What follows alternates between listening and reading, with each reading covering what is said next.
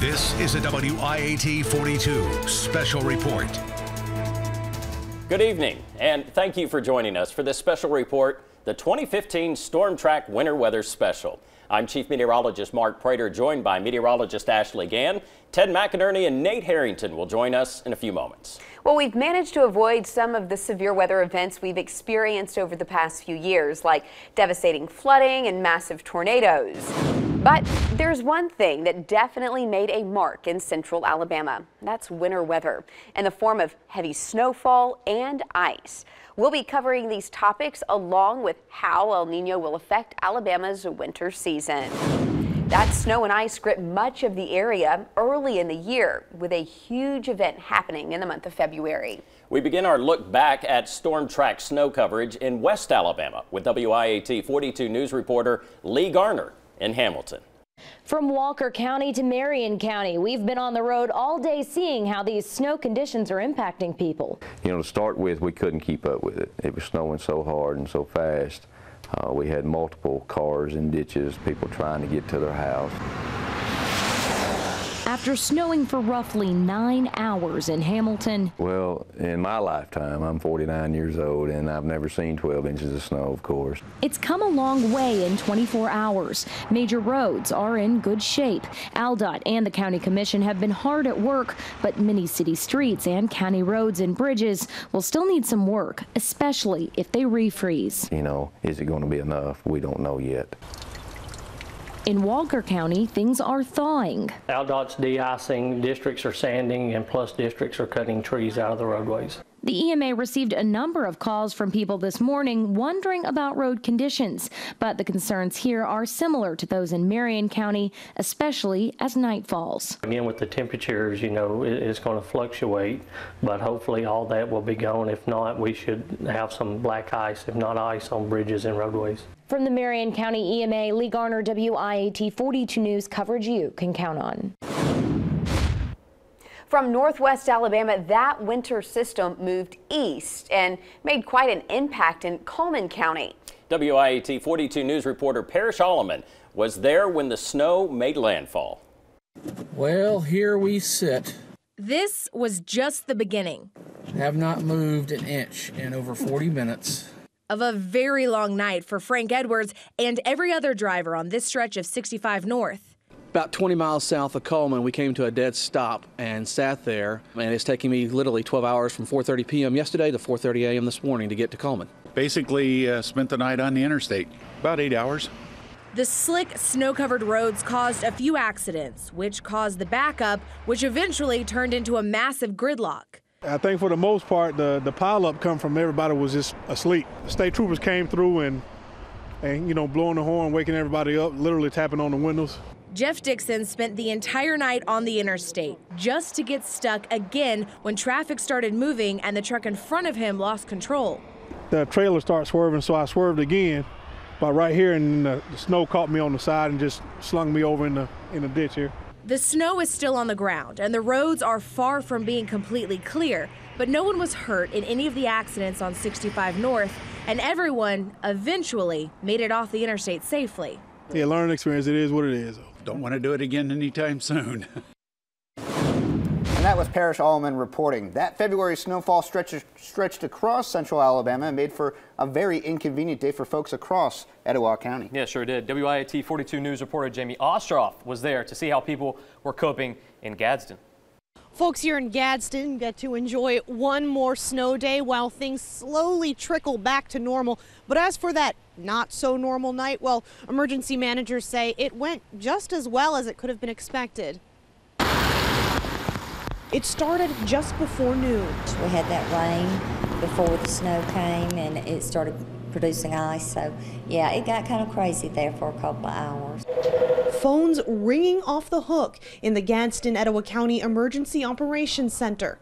But volunteers weren't getting emergency calls. You know, we got a lot of calls, when's it going to start, when's it going to start? And oh, did it start. Wet, dense hunks of snow sent people scurrying.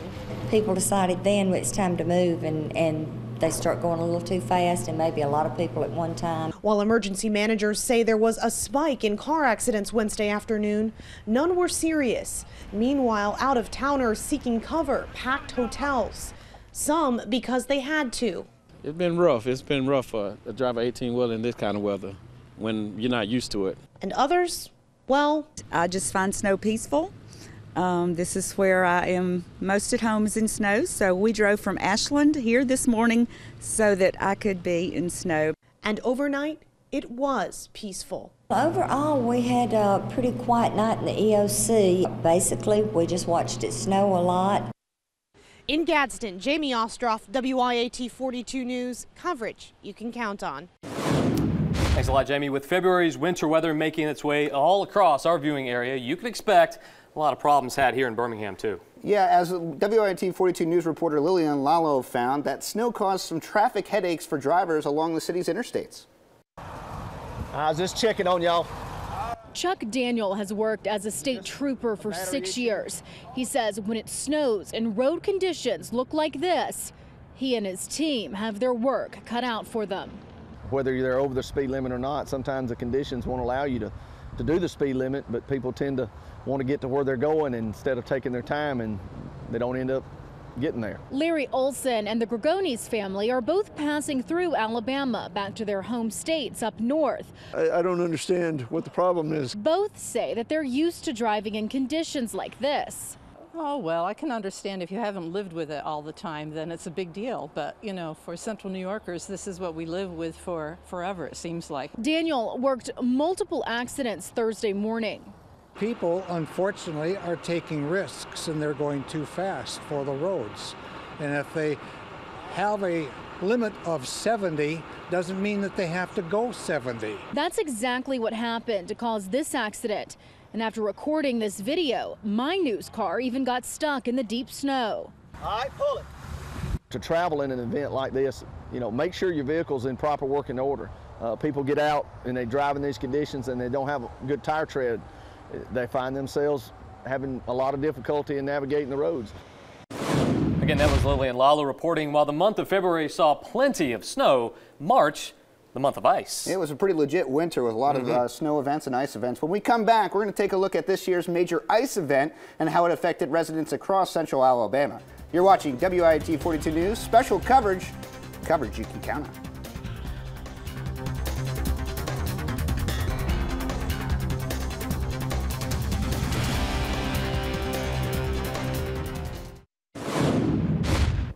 Well, the month of March began with more cold temperatures and what's worse, ice. It's definitely something you should always be prepared for each winter. Yeah, WIAT 42's news reporter Parrish Alleman was back in Coleman County as the latest winter weather system moved through Coleman County. The temperatures are still dropping out here, and all that sleet that fell on the roads in Coleman, it turned to slush during the day, but now take a look right here. It looks like slush, but this is already frozen over, and this is back to being pure ice. And this is all over the roads out here. For the most part, the interstates, they're clear. The major roadways are clear. But again, everything is refreezing, especially in areas where that wind hasn't taken away the moisture. That's frozen back over and will be frozen when you get back out on the roads tomorrow. I want to give you a look at the sleet that was falling here in Coleman. It started early in the morning. It fell, it got on the roads. It did cause some problems right away, a few minor accidents. But other than that, Coleman County got their trucks out on the roads. They got them on the interstates. They had their ice scrapers. They had the trucks with the treatment, that de-icing treatment, that salt brine, and they were putting that down, scraping the ice off, and they got the roads very clear. It made a huge difference. The major concern now is the refreezing. As people head out into the morning, they just want to stress they are not in the clear. Do not get out there and drive like the roads are completely clear, because there is ice back out here. It has refrozen. Coleman County says they're just going to do what they know works. They're going to have their trucks on standby, keep treating them, and just wait for tomorrow when the temperatures finally get above freezing. We're in Coleman. Parrish Alleman, WIAT 42 News, coverage you can count on. Thanks a lot, Parrish. Ice and roads can be a deadly winter mix. When ice is in the forecast, it's best to prepare for the worst and all possible, stay off the roads. Yeah, WIAT News reporter Jamie Ostroff gives us a look at what happened to drivers who tried making their way down Birmingham's interstates. All's clear now, but it did take crews quite some time to clean up the wreckage of some 20 cars and trucks. Every 2 minutes, it was cars sliding. Commuters described the chaos of losing control on an icy interstate. The bridge was icy, and we started sliding about on the bridge, slid all the way over into the grass of the hill. Jeremy Jones told WIAT 42 News that he hit 2 other cars in the process. Jerry Couch was driving by when he saw the wreck and pulled over to help when his car became a part of the pileup. My truck was over there. I came up here, and by that time, it was just, like you said, a domino effect. Just cars just sliding, not paying attention or slowing down. 20 vehicles total smashed and scattered across the road, according to the Department of Transportation. That included several tractor trailers that flipped over. Police say some people had to be cut from their cars with the jaws of life. 3 adults and 2 children were taken to hospitals, 2 of those adults as trauma patients. This is why we always say, you know, if you can, avoid the roadways. That's good advice there. We all see just how dangerous it is to drive when ice is in the forecast and eventually falls to the roads. Yeah, that's why it's still important to be prepared, because you never know when you'll end up stranded. Thousands of motorists were caught off guard on January 28, 2014. Even a small amount of snow with a hard freeze can cripple a city. There's a few things you can do inside your car before the winter weather even hits. If you know that you may be stuck in your car, make sure you have a fully charged cell phone or maybe your car charger. Another huge thing, winter weather, cold weather, do not have your gas tank less than half tank. The water could get into your fuel lines if you're down to a quarter tank and actually freeze. But most importantly, if you were around on January 28th stuck in traffic, you wanted that full tank of gas, and you also probably wanted some extra things in your car, maybe an extra jacket. A lot of people were stranded walking and they didn't have the proper shoes to be going up and down the road. One thing you may want is a blanket. It's very needed if you were stuck in the road to have a blanket in your car and you probably got hungry. Some non-perishable foods that you keep in an area that is away from direct sunlight. How about some extra gloves? Very important. If you have jumper cables, that will be good too. Also an ice scraper. If you find yourself stuck out there and your car is frozen over, you'll need this. And always important, a flashlight, and especially for the rural areas, this may come in handy, flares. They'll let people know where you are and where you're stranded, and it'll last a little while. Now is the time to prepare for dangerous winter weather. Winterizing your car only takes some small steps. Consider wrapping your wiper blades in rubber to reduce ice buildup. Inspect the tread on your tires and keep them properly inflated. When the temperature drops, so will the pressure inside your tires. And while driving in snow or wintry weather, don't panic. Just take it slow. Do not use cruise control on icy roads, and make sure you leave plenty of room between you and the car in front of you. All right, thanks so much, Ted. Hope we never have to go through that again in my lifetime. The number of house fires greatly increased during the winter season as everybody tries to find ways to stay warm. And after the break, we'll show you how to do that safely. You're watching WIAT 42 Storm Track Weather Special. It's coverage you can count on.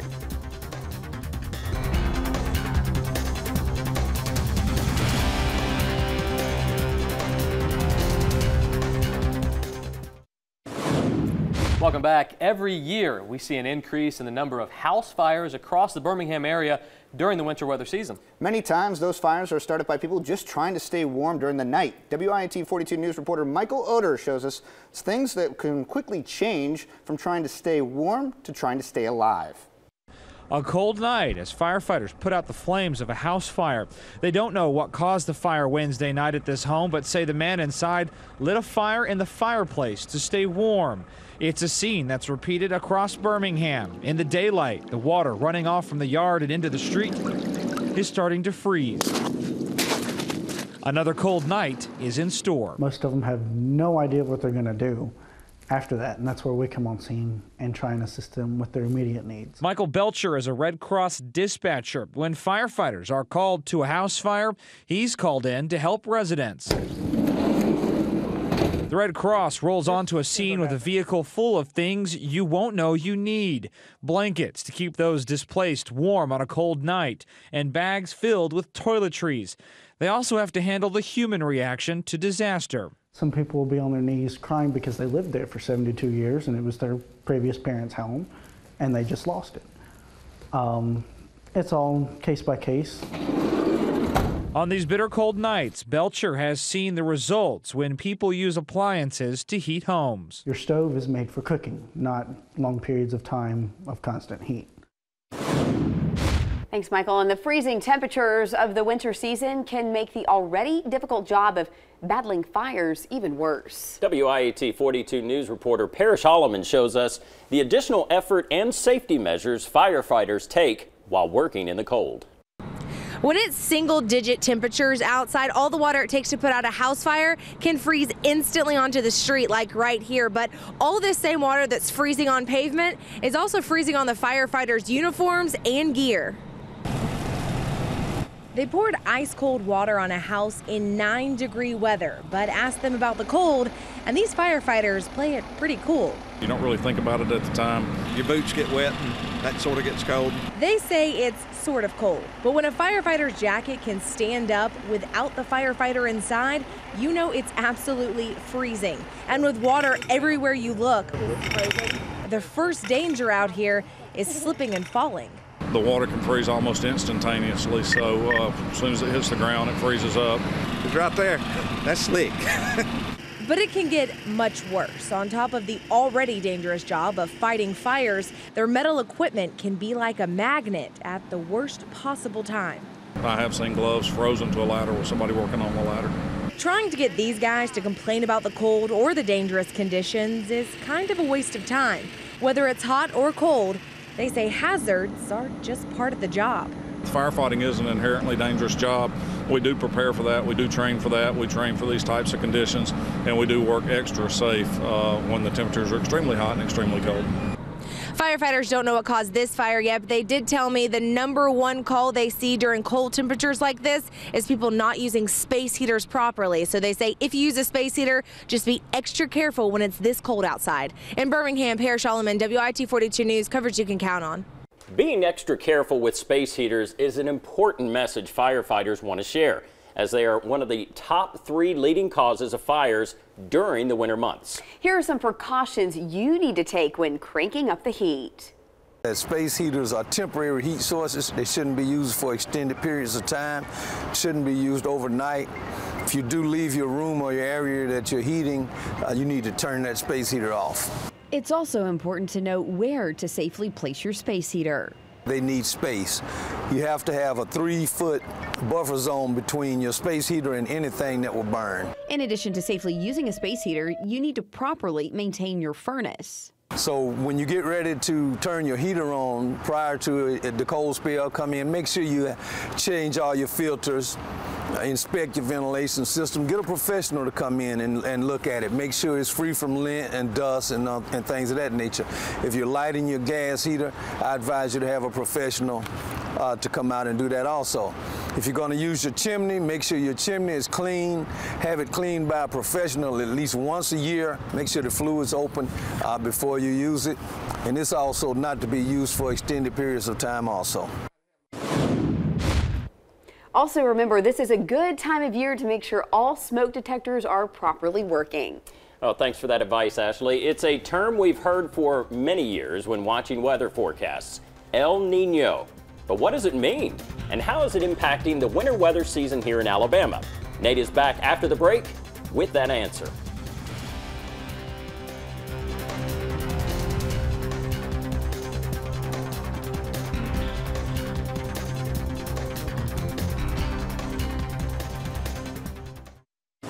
We've all heard the term El Nino, and during a strong El Nino pattern, our weather during the winter can be very abnormal. Yeah, and the month or so leading up to winter, especially this November, we saw way above average temperatures and more rainfall than normal. So what exactly is El Nino and how will it impact our winter weather? Well, during a normal cycle, winds blow from east to west over the Pacific Ocean's surface. These winds are called the trade winds. Now, the wind pushes warm water from the surface of the Pacific to the west. And Indonesia and the Philippines are strongly influenced. During El Nino, the trade winds slow down, reversing the flow of water across the Pacific. Now, the warm water in the western tropical Pacific Ocean shifts eastward along the equator. toward the coast of South America. Now, besides increasing the number of tropical storms over the East Pacific Ocean, it also brings heavy rain and flooding to many regions of the Americas. In 1997, considered a very strong El Nino.